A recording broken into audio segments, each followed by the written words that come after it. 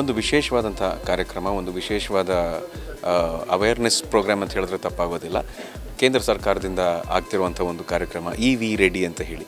ಈ ಎಲೆಕ್ಟ್ರಿಕ್ ವೆಹಿಕಲ್ಗಳನ್ನ ಖರೀದಿ ಮಾಡಿರೋರು, ಅದನ್ನು ಯೂಸ್ ಮಾಡ್ತಾ ಇರೋರು, ಅದರಿಂದ ಸಾಕಷ್ಟು ಜನರಿಗೆ ಖುಷಿಯಾಗಿದೆ, ತೃಪ್ತಿಯಾಗಿದೆ. ಇನ್ನು ಕೆಲವರಿಗೆ ಒಂದು ಕಂಪ್ಲೇಂಟ್ ಕೂಡ ಇತ್ತು, ಹಲವಾರು ಒಂದು ಡೌಟ್ಗಳಿದ್ದಾವೆ. ಹೀಟ್ ಆಗುವಂಥದ್ದು ಅಥವಾ ಬ್ಲಾಸ್ಟ್ ಆಗುವಂಥದ್ದು, ಅಲ್ಲಲ್ಲೆಲ್ಲ ಗಾಡಿ ಕೆಟ್ಟೋಗುವಂಥದ್ದು. ಆದರೆ ಒಂದು ಎಲೆಕ್ಟ್ರಿಕ್ ವೆಹಿಕಲ್ ಮಾಡೋರು ಇವೆಲ್ಲವನ್ನು ತಲೆಯಲ್ಲಿ ಇಟ್ಕೊಳ್ಳದೆ ವೆಹಿಕಲ್ ಮಾಡೋದಿಲ್ಲ.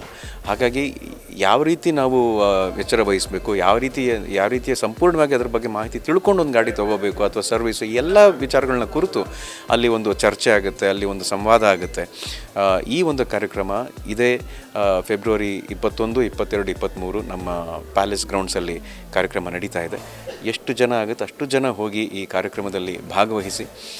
ಯಾಕಂದರೆ ಈ ಎಲೆಕ್ಟ್ರಿಕ್ ವೆಹಿಕಲ್ ಮುಖಾಂತರ ನಮ್ಮ ಪೊಲ್ಯೂಷನ್ ಆಗಿ, ವಾಯು ಮಾಲಿನ್ಯ ಆಗಲಿ ಅಥವಾ ಬೇರೆ ಒಂದು ಎನರ್ಜಿಗಳಿಗೆ ನೀವು ಕೊಡುವಂಥ ಸಪೋರ್ಟ್ ಆಗಲಿ, ಇದು ಭಾಳ ಮುಖ್ಯ ಆಗುತ್ತೆ. ಹಾಗಾಗಿ ಈ EV ರೆಡಿ ಕಾರ್ಯಕ್ರಮಕ್ಕೆ ಬಹಳ ದೊಡ್ಡ ಯಶಸ್ಸನ್ನು ನಿಮ್ಮಿಂದ ಸಿಗಲಿ, ಆ ಭಗವಂತನಿಂದ ಸಿಗಲಿ ಅಂತ ನಾನು ಪ್ರಾರ್ಥಿಸ್ತೀನಿ. ಜೈ ಹಿಂದ್, ಜೈ ಕರ್ನಾಟಕ ಮಾತೆ.